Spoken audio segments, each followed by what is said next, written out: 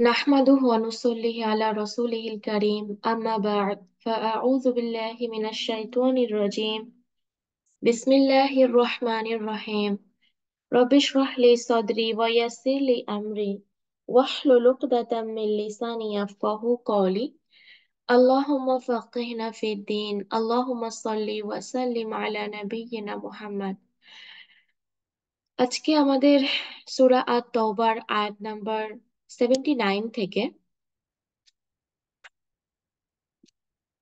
গত ক্লাসে আমরা 78 পর্যন্ত করেছিলাম।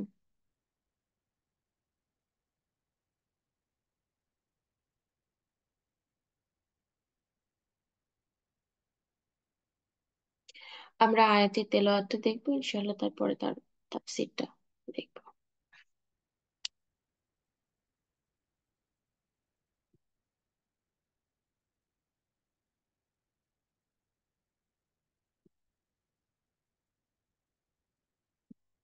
বিসমিল্লাহির রহমানির রহিম।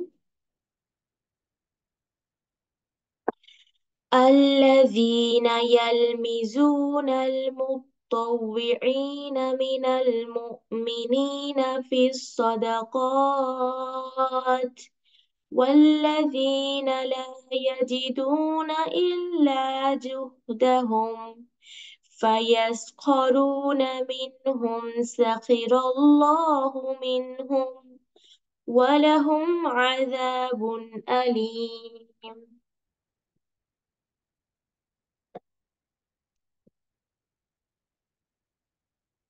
যারা দোষারোপ করে সদাকার ব্যাপারে মুমিনদের মধ্যে থেকে স্বেচ্ছাদানকারীদেরকে এবং তাদেরকে যারা তাদের পরিশ্রম ছাড়া কিছুই পায় না, অতঃপর তারা তাদেরকে নিয়ে উপহাস করে, আল্লাহ তাদেরকে নিয়ে উপহাস করেন এবং তাদের জন্যই রয়েছে যন্ত্রণাদায়ক আযাব। সূরা আত-তাওবার মধ্যে যতটা মুনাফিকের কথাগুলো হচ্ছে, আজকেও তার ব্যতিক্রম কিছু নয়। আজকেও আমাদের আয়াতটি সামনে, সেটা মুনাফিকদের ব্যাপারে আলোচনা করা হচ্ছে, তাদের ব্যাপারে খুলে খুলে বয়ান করা হচ্ছে, যেন আমরা নিজেরা সতর্ক থাকি এবং নিজেরা নিজেদেরকে সংশোধন করতে পারি। দুটো কারণ খুবই গুরুত্বপূর্ণ। আর তারই ধারাবাহিকতায় আজকে আমরা সেসব মুনাফিকদের ব্যাপারে দেখবো যারা মুসলমানদের প্রত্যেকটা কাজকেই কোনো না কোনো হাসি তামাশা হিসেবে বানিয়ে নিয়েছে, কোনো কাজকেই তারা সোজাভাবে নেয়নি, সহজভাবে নেয়নি। মুসলমান যে কোনো কাজই করুক না কেন, সেই প্রত্যেকটা কাজের মধ্যে তারা কটূক্তি কথা বলেছে, বিভিন্নভাবে মুসলমানদেরকে ডিমোটিভেট করেছে। এটা তাদের একটা ভীষণ বড় একটা আহ ব্যাপার ছিল যে, আর কারণও ছিল যে কেন তারা করেছে। আর এর কারণ হলো, আমাদের অনেকেরই মনে হতে পারে যে এরা নিজেরা ঠিক আছে মানতো না, করতো না, কিন্তু তারপরে অন্যদেরকে এমন ডিমোটিভেট করার কারণ কি ছিল? এর মেন কারণ ছিল, যেহেতু তারা সম্পূর্ণভাবে মন থেকে ইসলামকে পছন্দ করেনি, শুধুমাত্র বাহ্যিক দৃষ্টিকোণ থেকেই তারা ইসলামকে গ্রহণ করেছে। আর ভেতরে ভেতরে মুনাফিকের যে দলটা ছিল, অর্থাৎ আব্দুল্লাহ বিন উবাই, বা তাকে বড় করে দেখা, লিডার হিসেবে দেখা, এই জায়গাটা থাকার কারণে, মন থেকে আল্লাহ তাআলাকেও সেভাবে না মানার কারণে দেখা গেছে যে তারা আহ চাইতো যে এইসব মুসলমান যে সঙ্গী সাথীরা আছে তারা এর থেকে, অর্থাৎ নবী সাল্লাল্লাহু আলাইহি ওয়াসাল্লামের থেকে দূর হয়ে যাক। তো বিভিন্ন ভাবে এই ইচ্ছাটা পোষণ করে তারা বিভিন্ন কটূক্তি কথা বিভিন্ন সাহাবাদেরকে বলতো। আর আজকে তারই একটা ব্যাপারে আয়াত নাজিল করা হয়েছে, সেটা হলো কি, যে তারা এমন কোনো কথা বলেছে, সেটা শুধুমাত্র ধনী আহ সাহাবাদের ব্যাপারেই নয়, গরিব সাহাবাদের ব্যাপারেও বলা হয়েছে। তাদের কথাটা কি ছিল, যে যখনই নবী সাল্লাল্লাহু আলাইহি সাল্লাম আল্লাহ তাআলার রাস্তায় খরচের জন্য উৎসাহিত করতেন, তখনই এইসব মুনাফিকরা কি করতো, দেখতো যে ধনী যারা ছিল সাহাবা, সাহাবা যারা ছিল, তারা মন খুলে মন খুলে আল্লাহর রাস্তায় দান করতেন। আর প্রচুর পরিমাণে আল্লাহর রাস্তায় সেটা সদকা হিসেবে দিতেন। এটা তারা দেখতো, মুনাফিকরা দেখতো। এমনকি এত বড়, মানে বড় বড় সাহাবারা বড় বড় পরিমাণেও কিন্তু ধন সম্পদের মালিক ছিলেন, এবং যারা সেটা আল্লাহ সুবহানাহু ওয়া তাআলার রাস্তায় সেটা ব্যয় করেছে। আর কিছু দরিদ্র কিছু সাহাবারা ছিল যারা নিজেদের থেকে ওভাবে দিতে পারেনি, তারা নিজেরা উপার্জন করে খুবই কষ্ট করে সামান্য কিছু পরিমাণ সেটা সদকা হিসেবে দিয়েছে। দুইটা পয়েন্টই আমরা দেখব। তো প্রথম ধরনের লোক যারা ছিল, যারা প্রচুর অর্থের মালিক ছিল, সেসব সাহাবারা যখন খরচ করত, এদের ব্যাপারে বলতো কি, যে এরা শুধুমাত্র নিজেদের মান সম্মান বাড়ানোর জন্য, লোক দেখানোর জন্য, শো অফ করার জন্য শুধুমাত্র খরচ করছে। আর অপরদিকে যারা দরিদ্র, তাদের সৎকা দেখে এরা বলতো, তোমাদের সৎকা দিয়ে কি এমন যায় আসে, তোমাদের সৎকা দিয়ে কি কোনো কাজ হবে, তোমাদের সৎকা দিয়ে কি রোম জয় করতে পারবে। তো এই ব্যাপারগুলো তাদের মধ্যে ছিল। তো সুবহানাল্লাহ, দেখো যে তারা কিভাবে একজন ব্যক্তি যে আল্লাহ সুবহান তাআলার রাস্তায় খরচ করছে, কিভাবে তাকে ডিমোটিভেট করা যায় তারা কিন্তু আপ্রাণ চেষ্টা করেছে। সমস্যাটা হলো কি, যে বাহ্যিক ভাবে তাদের কর্মকলাপে কেউ তো তাকে আখ্যায়িত করছিল না যে এরা মুনাফিক, কিন্তু তারা বিভিন্ন ভাবে ডিমোটিভেট করছিল। তো এটা আমার মনে হয় অনেক বড় একটা সমস্যা। যারা কাফের, যারা অমুসলমান, তারা যখন আমাদেরকে ডিমোটিভেট করার জন্য কোনো কথা বলবে বা কটূক্তি কথা বলবে, হাসি তামাশা করবে, সেগুলো কিন্তু একভাবে নেওয়া যায় যে এরা তো দিনের বাইরে আছে, এরা কি বুঝবে। কিন্তু কিছু লোক যারা দিনের মধ্যে আছে, তারা যখন তোমাকে কটূক্তি কথা বলবে, তারা যখন তোমাকে হতাশামূলক কথা বলবে, তখন তো তোমাকে সেখানে অনেক ধৈর্যের প্রয়োজন, অনেক হিম্মতের প্রয়োজন, যে এই জায়গাটাতে টিকে থাকা। একজন দিনদার দেখতে মনে হচ্ছে সেও নামাজ পড়ছে, সেও জিহাদে যাচ্ছে কখনো কখনো, কিন্তু সেই সব ব্যক্তিরা যখন এই ধরনের কথা বলবে, তখন একজন ব্যক্তির জন্য কত বড় একটা পরীক্ষা, চিন্তা করে দেখেছো কি। বললেই বাইরের মানুষের কটূক্তি কথা নেওয়া অনেক সহজ, যেমন করে ঘরের মানুষের কটূক্তি কথা নেওয়াটা খুব কঠিন, বাইরেরটা নেওয়া সহজ, ঠিক তেমনি ভাবে ইসলামের ভেতরে যারা আছে, এটা একটা ঘর, এই ঘরের মানুষের কটূক্তি কথা নেওয়াটাও খুবই কঠিন তুলনামূলক বাইরের লোকের থেকে। সেখানে হয়তো পাশ করে যাবা, কিন্তু এই ধরনের মানুষের থেকে কটূক্তি কথা নেওয়াটা অনেক বড় কঠিন। তো এখানে কি দেখলাম, মুনাফিকরা এই কাজগুলো করত।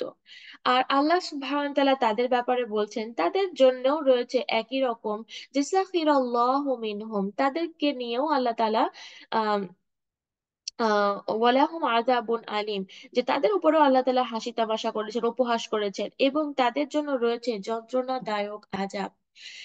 আর আমরা জানি যে তাদের জন্য কিয়ামতের দিন কিভাবে জাহান্নামের সর্বনিম্ন স্তরে জায়গা রাখা হয়েছে। আর সে সমস্ত লোক যারা বিদ্রূপ করে, বর্জনা দেয় সেসব মুসলমানদের প্রতি, আহ আহ যারা মানে দান, মন খুলে দান খয়রাত করে, এইসব লোকের প্রতি যখন তারা মানে এমন বিদ্রূপ কথা বলে, সেটা আসলেই কত বড় একটা ব্যাপার। আমরা দেখেছি যে তাবুকের যুদ্ধে কিছু কিছু সাহাবারা ছিলেন যেখানে প্রচুর অর্থ সম্পদ ব্যয় করেছেন, সব থেকে বেশি যেমন আবু বকর সিদ্দিক। আর আবু বকর সিদ্দিকের ঘটনা তোমরা অনেকেই জানো হাদিস থেকে, যে তিনি কিভাবে ঘরের প্রত্যেকটা জিনিস তিনি সদকা হিসেবে দিয়ে দিয়েছিলেন। আর আবু বকর সিদ্দিকের সাথে সবসময় নেকির কাজে ওমর ফারুক যেমন প্রতিযোগিতায় থাকতেন, আর তিনি ভেবেছিলেন যে আজকে আমি আবু বকর সিদ্দিকের থেকে এগিয়েই যাব, আজকে আমি আমার ঘরের আধা সম্পদ নিয়ে চলে এসেছি আল্লাহ সুবহান তাআলার রাস্তায় দান করার জন্য, সদকা করার জন্য। উমর ফারুক রাদিয়াল্লাহু আনহু এটা ভেবে এসেছেন যে আজকে আমি তার থেকে উপরে চলে যাব। মানে নেকির কাজে কতটা প্রতিযোগিতা, কতটা ইম্পর্টেন্ট, দেখো তোমাকে আরো বেশি নেকি করতে উৎসাহিত করবে। তো বলা হয়েছে না, নেকির কাজে তুমি তোমার উপরের মানুষকে দেখো, যেন তুমি নিজেকে আরো বেশি তোমার জন্য তুমি আরো বেশি স্ট্রাইভ করতে পারো, আরো বেশি স্ট্রাগল করতে পারো। তো আবু বকর সিদ্দিক তো ঘরের পুরো সরঞ্জাম নিয়ে এসেছেন, আর ওমর ফারুক রাদিয়াল্লাহু তার ঘরের আধা জিনিস নিয়ে এসেছেন। তো এখানে হয়তোবা আবু বকর সিদ্দিকের ঘরের জিনিস হয়তোবা আমাদের, কি বলবো, আহ আমাদের আজকে এমন কোনো রুম নেই যে রুমের সাথে তুলনা করা যায় যে এর থেকে বেশি জিনিস হবে, তার থেকেও কম। একটা রুমের হয়তো যে জিনিস আমাদের আছে, তার থেকেও হাজারো গুণে কম ছিল তাদের জিনিস।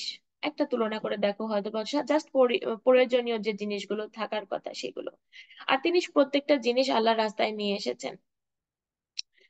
আর এখন কথা হলো যে পরিমাণে তার জিনিসটা হয়তো বা ওমর রাদিয়াল্লাহু আনহুর জিনিসের থেকে কম হতো। উসমান রাদিয়াল্লাহু আনহু যিনি 1000 দিনার দিয়েছেন, আব্দুল্লাহ বিন আউফ যেমন 4000 দিনার দিয়েছেন। তো এদের থেকেও সংখ্যায় পরিমাণে হয়তো বা আবু বকর সিদ্দিকের সম্পদ অনেক কম ছিল, কিন্তু ব্যাপারটা ছিল এখানে যে তার সব জিনিস নিয়ে সে সদকা করেছে। আর ওমর ফারুক রাদিয়াল্লাহু আনহু সংখ্যায় যত বেশি থাকুক, কিন্তু তিনি তার অর্ধেকটা দিয়েছেন। ওসমান রাদিয়াল্লাহু আনহুর কাছে তার থেকে অনেক বেশি ছিল, তিনি 1000 দিনার দিয়েছেন। আব্দুল্লাহ বিন আউফ তার কাছে আরো বেশি ছিল, তিনি 4000 দিনার দিয়েছেন। তো ব্যাপারটা হলো যে তোমার কাছে হয়তোবা সামান্য কিছু আছে, আর তোমার কাছে হয়তোবা সেই সময় সামান্য কিছু আছে যখন তুমি নিজেই অনেক বেশি সমস্যার মধ্যে আছো, সেই সময়টাতে তোমার সবকিছু দিয়ে দেওয়াটা, এটা হলো কথা।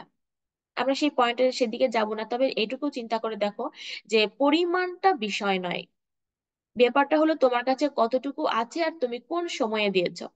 যে ব্যাপারটা মুনাফিক এখানে বুঝতে পারেনি। তো দেখলাম যে কিছু সাহাবারা এভাবে দিয়েছেন, আর তাদের প্রতি যাদের কিছুই নেই সেসব মানে পরিশ্রম ছাড়া, যেমন বলা আছে আল্লাযিনা লা ইয়াজিদুনা ইল্লা জুহদাহুম। তো এরাও কিছু দিয়েছে, যারা পরিশ্রম করে দিয়েছে, তাদের এমন অবস্থা যে দিন আনে দিন খাওয়ার মতো। তারা এমন নয় যে সম্পদ আজকে ঘরে এনে রেখেছে, এমন নয়, তারা পরিশ্রম করছে যতটুকু, তার বিনিময়ে তারা সেই সময়ের খাবারটাকে হয়তো জোগাড় করছে, এমন মজুরি, দিন মজুরি লোক। এখন এইসব দিনমজুরি, এটা কি বলছে যে আবু মাসুদ বলে যে যখন আমাদের সৎকার কথা বলা হলো তখন আমরা মজদুরের কাজ করছিলাম, অর্থাৎ কুলিগিরি আছে না, যে আমি এই কাজটা করে দিব, আমাকে এতটুকু অর্থ দেওয়া হবে। যেমন আহ যারা ইহুদি ছিল, ইহুদির কুয়া চালানো হতো, কুয়া থেকে পানি 1 বালতি বের করে দিলে একটা খেজুর দেওয়া হতো। তো এভাবে করে তারা কুলিগিরির কাজ করতো। তো তিনি এ কাজ করছিলেন। তো কি হলো যে আহ আহ পুরো দিন শেষে, পুরো রাত সময় শেষে তারা আহ সেই সাহাবারা কিছু পরিমাণে, খুবই অল্প, যেমন বলা হচ্ছে যে ওয়াকিল আনসারী একই মজদুরি করে সেখান থেকে সে আধা সা খেজুর নিয়ে আসেন, এবং অন্য আরেকজন সাহাবা আর একটু বেশি নিয়ে আসেন। তো মুনাফিকরা এগুলো দেখে বলতে থাকে যে তোমাদের সৎকার আল্লাহ তাআলার কোনো প্রয়োজন নেই, আর বড় লোক যারা করছে এরা তো শুধুমাত্র লোক দেখানোর জন্য করছে, তোমাদের সদকা দিয়ে কি তোমরা রোম ফাতাহ করবা? অর্থাৎ এই সাহাবা যখন এক মুঠো খেজুর নিয়ে নবী সাল্লাল্লাহু আলাইহি ওয়াসাল্লামের কাছে আসেন, সারাদিন মজদুরি করে হয়তো নিজের প্রয়োজনের জন্য, নবী সাল্লাল্লাহু আলাইহি ওয়াসাল্লাম সেই পুরো খেজুরের তার থেকে নিয়ে সব যে সম্পদ ছিল, সব যে জমা হয়েছে তার উপরে রেখে দেন। তো কথা হলো যে আল্লাহ সুবহান তাআলার রাস্তায় আমরা কত কত দিচ্ছি, কত কত সময় ব্যয় করছি, কত কত করছি, এটা বড় কথা নয়। আমার কি আছে, আমি সেখান থেকে কতটুকু এখলাসের সাথে দিচ্ছি, সেটা বড় কথা। আর এই ব্যাপারটাই শুধু মুনাফিকের মাথার মধ্যে ঢোকে না, যে আহ এই পরিমাণটার থেকে বেশি ইম্পর্টেন্ট এখলাস। কতটুকু এখলাস সহকারে, কতটুকু আনন্দ সহকারে তুমি দিচ্ছ, কতটুকু তোমার আছে সেখান থেকে দিচ্ছ। আল্লাহ সম্পদ নিয়ে কি করবেন? আমাদেরকে এই পরিস্থিতির মধ্যে ফেলেছেন যে আল্লাহর রাস্তায় কাউকে কিছু দিতে হবে। আল্লাহ কি সামর্থ্যবান নন যে তিনি তার বান্দাকে খাওয়াবেন? ডেফিনেটলি, কিন্তু কেন আমাকে সেই জিনিসটা করতে হচ্ছে? এটা আমার জন্য পরীক্ষা, আর এটা আমার জন্য পুরস্কারের একটা জরিয়া মাত্র। মুনাফিক আসলে আখিরাতের ব্যাপারে যেহেতু পরিপূর্ণ ধারণা পোষণ করে না, সম্পূর্ণ বিশ্বাস রাখে না, সেজন্য তাদের এই কথাগুলো মাথায় ঢোকে না যে এগুলো দিয়ে কি হবে। বাহ্যিক জিনিসটাকে নিয়েই তারা অনেক বেশি শোরগোল করতে থাকে। এখন কথা হলো যে এই পুরো সিচুয়েশন থেকে যেটা দেখলাম যে কটূক্তি কথা বলার জন্য কিছু লোক আমাদের চারপাশেই থাকবে, এটা স্বাভাবিক। আর কোরআনে যেমনটা বলা হয়েছে, আমাদের চারপাশের মানুষের দ্বারা মানুষ কিন্তু আমাদের জন্য ফিতনা, অর্থাৎ পরীক্ষা। প্রত্যেকটা মানুষের সাথে পরীক্ষা হবে, পরীক্ষা তো হবেই। সুতরাং এসব মানুষের মাঝ থেকেই আমাদের হবে, এসব মানুষের মাধ্যমেই হবে। যে আমাকে চিনে না সে আমাকে কিভাবে আহ আহ, আমাকে ফিতনার মধ্যে ফেলবে, সে আমার জন্য ফিতনা কিভাবে হবে, সে আমার জন্য পরীক্ষা কিভাবে হবে, সে আমাকে কটূক্তি কথা বললেই আমাদের কি হবে, আর না বললেই আমাদের কি হবে, আর বলবেই বা কেন। এই সব পরিস্থিতি পড়তে হয় আমাদের নিজস্ব মানুষের মধ্য থেকে, মানুষের মধ্যে, যে তারা আমাদেরকে এমন কিছু বলবে। তো আমরা যদি এইসব ব্যাপারগুলো একটু চিন্তা করে রাখি, যে আমরা যে রাস্তাটায় এসেছি, এই রাস্তাটায় আসার কারণে মানুষ আমাদেরকে অবশ্যই ফুল দিয়ে বরণ করবে না, এটা আমরা বারবারই বলি। এমন কিছু লোক থাকবে, হয়তোবা সেটা আমাদের পরিবারের, হয়তোবা আমাদের বন্ধু বান্ধবদের মধ্য থেকে, হয়তোবা আমাদের প্রতিবেশীর মধ্য থেকে। বাইরে যাও, ঘরে থাকো, যে কোথাও যাও না কেন, কেউ না কেউ তো তোমাদেরকে মন্দ কটূক্তি কথা বলবে। ও, তুমি তো এখন হুজুর হয়ে গেছো, তুমি তো এখন এটা করো না, ওটা করো না, তোমার তো এখন এইটা, তুমি না এই পথে আছো, তুমি অমুক কথা চলছো, অমুক ভাবে চলছো। অনেক অনেক ভাবে তুমি কটূক্তি কথা শুনবে।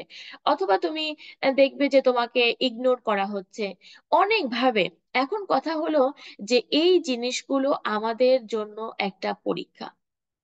আর এই পরীক্ষাগুলোতে পাশ করার জন্য একটা পদ্ধতি আছে, সেটা হলো কি, যে আমাদের কি করতে হবে, সবর করতে হবে। এখন আগে থেকেই যদি আমরা একটু প্রিপেয়ার থাকি যে কোন ধরনের মানুষগুলো আমাদেরকে দেখলেই কিছু না কিছু বলবে, তো আমরা যদি সেই জায়গা সেই মানুষগুলোর ব্যাপারে আগে থেকেই একটু মানসিকভাবে প্রিপেয়ার থাকি, যে এই মানুষগুলো আমাকে কিছু বলতে পারে, আমার দিন সম্পর্কে তারা কটূক্তি কথা বলতে পারে, বা তারা আমার আমার আমার ফ্যাশন, আমার পোশাক আশাক নিয়ে তারা কিছু বলতে পারে। এখন এটা যদি আমরা আগে থেকে প্রিপেয়ার থাকি, তখন কি হবে, আমাদের রিয়াকশনটা সঠিকভাবে হবে। আর যখন আমাদের প্রিপেয়ার থাকবো না, আমরা ভাববো যে সবাই আমাদেরকে খুবই অভ্যর্থনা জানাবে, তখন দেখা গেছে যে তাদের কথার উপরে আমাদের রিয়াকশনটা খুবই আমাদের রিয়াকশনটা অনেক খারাপ ভাবে হবে, নোংরা ভাবে হবে, বা আমরা সেখানে ধৈর্য ধারণ করতে পারবো না। তো সব ক্ষেত্রেই তো এটা সম্ভব নয়, কারণ সবাইকেই তো আমরা চিনি না। আর সব চেনা মানুষই দ্বারাই যে আমাদের হবে তা নয়, অনেকটা সময় অনেক অ- অ- অপরিচিত মানুষ দ্বারাও আমাদের হবে। তো সেটা তো আলাদা ব্যাপার থাকবে। ইনশাল্লাহ এই জায়গাটা যদি আমরা রিয়াকশনটা সঠিক জায়গাতে নিয়ে আসতে পারি, যারা অপরিচিত আছে তাদের জায়গাতে হয়তোবা আমরা আরো সুন্দরভাবে রিয়াকশনটা করতে পারবো। এটার জন্য আমাদের অবশ্যই দোয়া এবং সবসময় সচেতন থাকার প্রয়োজন আছে। এখন কথা হলো যে অন্যকে কটূক্তি কথা বলা, দেখো এটা তো ছিল যে আমাদেরকে যদি কেউ বলে, আমরা আল্লাহ তাআলার রাস্তায় এসেছি, আমরা কোরআন শিখছি, আমাদের আমলকে পরিবর্তন করার চেষ্টা করছি, রাইট? এখন এইখানে কথা হলো যে এসব মুনাফিক কটূক্তি কথা বলতো। এখন কথা হলো যে এইসব কটূক্তি কথা অন্যকে বলা, এটা একটা কবিরা গুনাহ, অনেক বড় একটা গুনাহ। আর কটূক্তি কথা বলা এমন ব্যক্তিকে যারা দিনের কাজ করছে, এটা আরো বেশি জঘন্যতম কাজ। অর্থাৎ কাউকে কটূক্তি কথা বলা, কাউকে হার্ট করা, এটা তো খারাপ কাজ বটেই। কিন্তু এমন ব্যক্তিকে যারা দিনের কাজ করছে, যারা দিনটাকে সামনে এগিয়ে নিয়ে যাওয়ার জন্য কাজ করছে, এদের ব্যাপারে কটূক্তি কথা বলা অনেক বড় একটা কবিরা গুনাহ, অনেক বড় জঘন্যতম একটা কাজ। আবার একটা জিনিস দেখো এখানে, দেখো প্রত্যেকটা মানুষই, সে তোমার টিচারই হোক, আর যে তোমার বন্ধুই হোক, আর তোমার পরিবারের কেউই হোক, যখন সে দিন শেখা শুরু করেছে, যখন সে দিনের পথে চলা শুরু করেছে, তুমি নিজে নিজেকে ওই জায়গাটাতে রাখবে। তুমি যখন দিনটাকে শিখতে পেরেছো, তুমি যখন জানতে পেরেছো, তুমি কি একদিনেই পরিবর্তন হয়ে গেছো? হওনি কিন্তু। এটার জন্য তোমাকে হয়তো বছরের পর বছর স্ট্রাগল করতে হয়েছে। এখন তুমি যখন এমন কাউকে দেখলে যে দিনের কাজ করছে, আর পাশাপাশি তার মধ্যে কিছু মন্দ জিনিসও রয়ে গেছে, তুমি তো জানো না সে কিভাবে সেটার জন্য স্ট্রাগল করছে, তাই না? এখন তুমি তাকে দেখেই বোঝো, তুমি তো এটা করো, তুমি তো কোরআন পড়ো, তারপরে তুমি ওটা করছো, তুমি তো কোরআন পড়ো তারপর, মানে কোরআনটাকে আমরা এমন ভাবে, মানে মন্দ ভাবে দেখি যে কোরআন পড়তেছো তুমি, এখন এটা তারপরেও করছো। অথচ এটা আমরা ভুলে যাই যে আমরাও পরিবর্তন হতে সময় নিয়েছি। হয়তোবা আমার একটা অভ্যাসে পরিবর্তন হতে হয়তোবা সেখানে 2 দিন সময় লেগেছে, আরেকজনের হয়তো 5 দিন লাগবে, কখনো কখনো কারোর হয়তো বছরও লাগবে। এটা যতক্ষণ না পর্যন্ত সে হাল ছেড়ে দিচ্ছে, যতক্ষণ না পর্যন্ত সে সেটার জন্য চেষ্টা করে যাচ্ছে, আমরা তো তো কিছুই বলতে পারবো না। মূলত আমরা কাউকে কোনো ব্যাপারে কটূক্তি কথা বলতে পারবো না। এমনও তো হতে পারে আমাদের এই কটূক্তি কথার জন্য সে হয়তো বা যতটুকু দিনের পথে চলছিল সেটাও করা বন্ধ করে দিচ্ছে। তো আমাদের কথাগুলোর মাধ্যমে আমরা কি চাইবো যে আমার আরেকজন বোন বা আমার আরেকজন ভাই সে দিন থেকে সরে আবার সে তার আগের লাইফে চলে যাচ্ছে? আমরা কখনোই চাইবো না, বরঞ্চ আমরা উৎসাহিত করব যে আলহামদুলিল্লাহ, এতটুকু ছিলেন, এতটুকু করছো, আলহামদুলিল্লাহ। রাইট? তো আমরা মানুষকে উৎসাহিত করব, এইসব মুনাফিকের মতো অনুৎসাহিত করব না। তো এটা তো ছিল সৎকার ব্যাপারে, আমরা এটা যে কোনো ক্ষেত্রেই কিন্তু এটাকে নিতে পারি, যে আমরা মানুষকে কটূক্তি কথা বলে তাদেরকে ডিমোটিভেট করব না, যে তাদেরকে হতাশামূলক কথা বলবো না, বরঞ্চ তাদেরকে আমরা উৎসাহিত করব, আলহামদুলিল্লাহ তোমাকে কত কিউট লাগছে হেজাবে, তোমাকে তোমার এই পোশাকে, ইসলামিক পোশাকে কতটা মডার্ন লাগছে, মাশাআল্লাহ খুবই সুন্দর লাগছে। আর আমরা কি বলি, ওহো তোমাকে তো বুড়ি বুড়ি লাগছে, তোমাকে তো, তুমি এখন সাজগোজ করো না, তোমাকে তো এখন নানি দাদি লাগছে, তুমি কি ধরনের পোশাক পরে আছো, এটাও কি আজকালকার যুগে চলে কিনা, তুমি এখনো মেকআপ করোনি, বা তুমি এখন কি ধরনের খাবার খাচ্ছো, তুমি এখন যেখান সেখান থেকে খাবার খাচ্ছো না, তুমি এখন সবার সাথে সব ধরনের গল্প করছো না, তুমি অনেক ব্যাকডেটেড হয়ে গেছো। তো এ ধরনের কথা আসলে বলাটা একটা পর্যায়ে মানুষ কি করবে, যদি তার ইমানের লেভেল অনেকটা উইক থাকে, তখন তারা দেখা গেছে যে তারা দিনটাকে হয়তো ছেড়ে দেবে।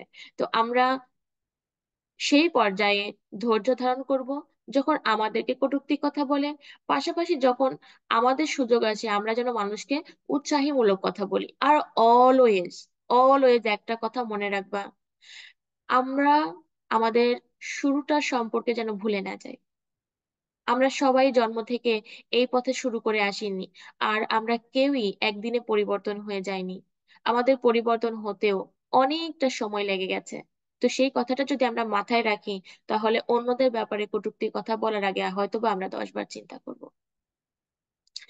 আর এখানে বলা হচ্ছে যে এইসব ব্যক্তিরা এমনই যে তাদের উপরে উপহাস করা হয়েছে। আর এরা আহ এদের ব্যাপারে সূরা আল হুমাজাতেও বলা হয়েছে, ওয়াইলুল লিকুল্লি হুমাজাতিল লুমাজা, দুর্ভোগ প্রত্যেকের যে সামনে নিন্দাকারী ও পেছনে গীবতকারী।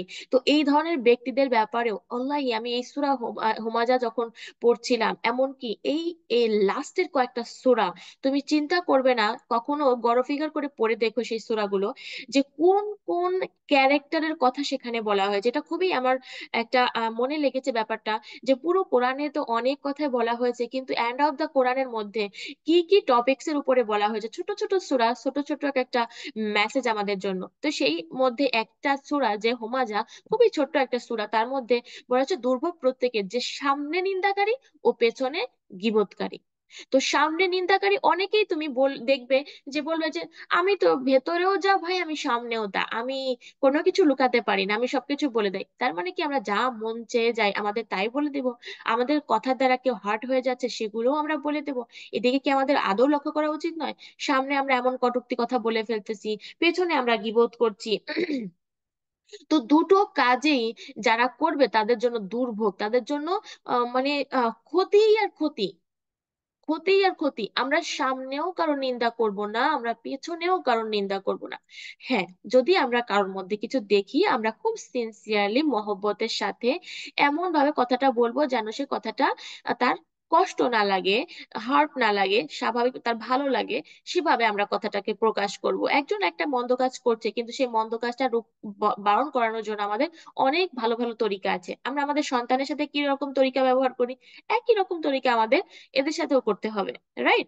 তো আল্লাহ তাআলা আমাদেরকে গীবতকারী হওয়া থেকে যেন বাঁচান, আমাদের নিন্দাকারী হওয়া থেকে যেন বাঁচান। এই দুইটার প্রতি আমাদের মনে হয় সবচেয়ে বেশি আমাদের এখনো স্ট্রাগল, কাজ করে যাওয়ার প্রয়োজন আছে, এখনো কাজ করার প্রয়োজন আছে। প্রতি মিনিটে আমাদের নিজেদেরকে চেক করার প্রয়োজন আছে। সূরা আল কলামের 8 নাম্বার 10-এর মধ্যেও বলা হয়েছে যে আহ, যে অধিক শপথ করে, ওয়ালা তুতিউ কুল্লা হাল্লাফিন হাল্লাফিন মাহিন, যে অধিক শপথ করে যে লাঞ্ছিত, আপনি তার আনুগত্য করবেন না। 11 নম্বরে কি বলা হচ্ছে, হাম্মা জাতিম হাম্মাজাতিম মাশা ইন বিম বিনা বিনামিম, যে পশ্চাতে নিন্দা করে, একের কথা অপরের নিকট লাগিয়ে ফেরে। আর কি,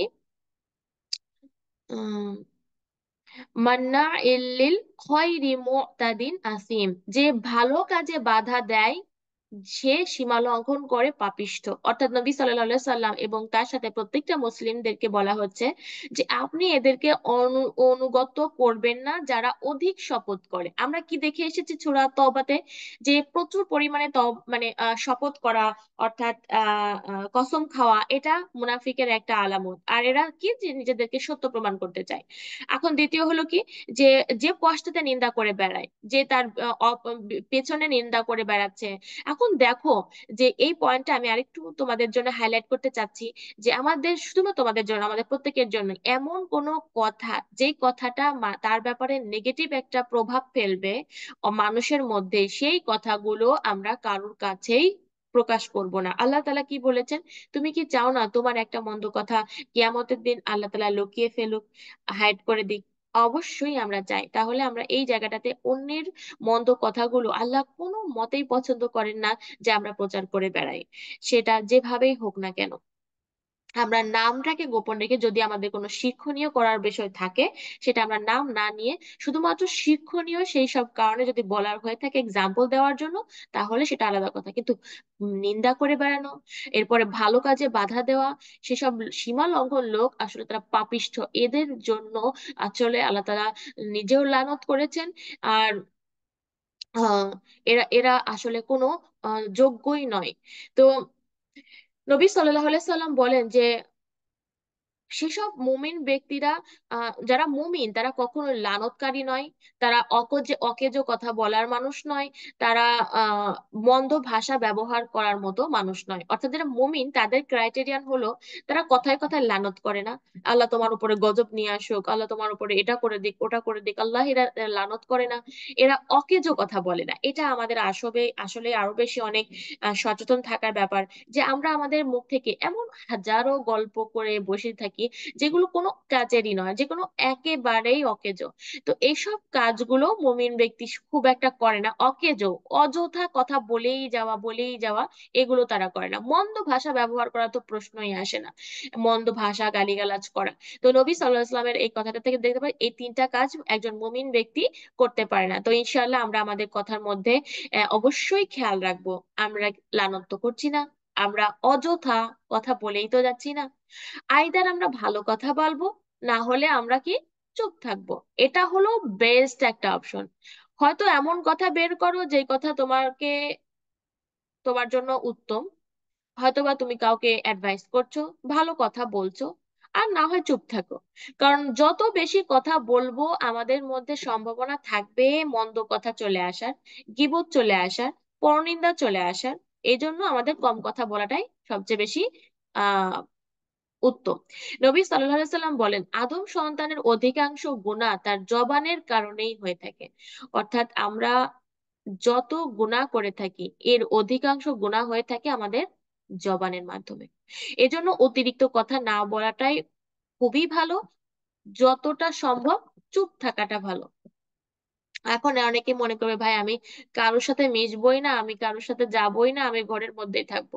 তো সেখানেও একটা হাদিস আছে, যে সেই সব ইবাদতকারীর থেকে, যারা ঘরে বসে সারাক্ষণ ইবাদত করে, এদের থেকে মানুষের মধ্যে যারা বেড়ায়, এদের স্থান আরো বেশি উত্তম। কেননা, যে তুমি ধৈর্য ধরবা কেমন করে? তুমি যদি সবসময় নিজের কমফোর্ট জোনের মধ্যেই থাকো, তুমি কি করে তোমার কে চেক করবে যে কেউ একটা কথা বললে আমি কিভাবে ধৈর্য ধারণ করি? শুধু কটূক্তি কথা বলা নয়, বলা বা শোনা দুটো ক্ষেত্রেই। তো ওই ব্যক্তি যেটা অর্জন করছে, তুমি শুধু ঘরে বসে নামাজ পড়বা, নামাজ পড়া, রোজা রাখবো, সেটা তো আসলে সেই জায়গায় পৌঁছাবে না, তাই না? তো এই জন্য সলিউশনটা এটা নয় যে আমরা মানুষের সাথে মেশাটাই বন্ধ করে দিব, আমরা মানুষের খোঁজ খবর নেওয়াটা বন্ধ করে দিব। কথা হলো যে আমরা নিজেরাই জানি, আমরা যখন গল্প শুরু করি তখন কোন লিমিট পর্যন্ত চলে যায়, আর সেই গল্পটা আদৌ কি আমাদের জন্য বেনিফিশিয়াল নাকি তাদের জন্য বেনিফিশিয়াল যাদের সাথে আমরা করছি। তো এটা দুটো জায়গায় যদি আমরা একটু চিন্তা করে দেখি, তো ইনশাআল্লাহ আমরা আমাদের কথাগুলোকে একটু হেফাজত করতে পারবো। চেষ্টা করব যে কথার মধ্যে এমন কথা বলতে যেটা হয়তোবা অন্যের জন্য একটা নসিহত নিয়ে আসবে, তাই না? আল্লাহ আর একটা হাদিস থেকে আমরা জানতে পারি যে, যে হ্যাঁ, যেহেতু এটা সৎকার ব্যাপারে হচ্ছিল, মুনাফিকরা কটূক্তি কথা বলছিল আর সাহাবারা তাদের সামর্থ্য অনুযায়ী কেউ বেশি কেউ কম সৎকা করছিল। একটা হাদিস থেকে আমরা জানতে পারি নবী সাল্লাল্লাহু আলাইহি সাল্লাম বলেন, যখন একজন ব্যক্তি তার হালাল কামাই থেকে একটা খেজুরও আল্লাহর রাস্তায় ব্যয় করে, আল্লাহ তার সদকাটা কবুল করে নেন। এমনকি তোমরা যেমন করে তোমাদের মানে এমন ভাবে, মানে এমনকি আল্লাহ সুবহানাহু ওয়া তাআলা সেই জিনিসটাকে এমন ভাবে লালন পালন করে বড় করেন যেমন করে তোমরা তোমাদের উটকে লালন পালন করে বড় করো। এবং যে খেজুরটি আল্লাহ সুবহানাহু ওয়া তাআলা লালন পালন করে সেটা পাহাড় সমান বরাবর হয়ে যায়। এমনকি কখনো আহ অল্প, মানে এই অল্প সদকা অনেক বেশি বড় সদকার উপরেও কিন্তু ভারী হয়ে যায়। অর্থাৎ হয়তোবা যে একজন ব্যক্তি অনেক সদকা দিয়েছে, হতে পারে তার মধ্যে সেই পরিমাণের এখলাস ছিল না, সেই পরিমাণের আল্লাহ তাআলার সন্তুষ্টি অর্জন ছিল না, হতে পারে তার মধ্যে রেওয়াকারি ছিল।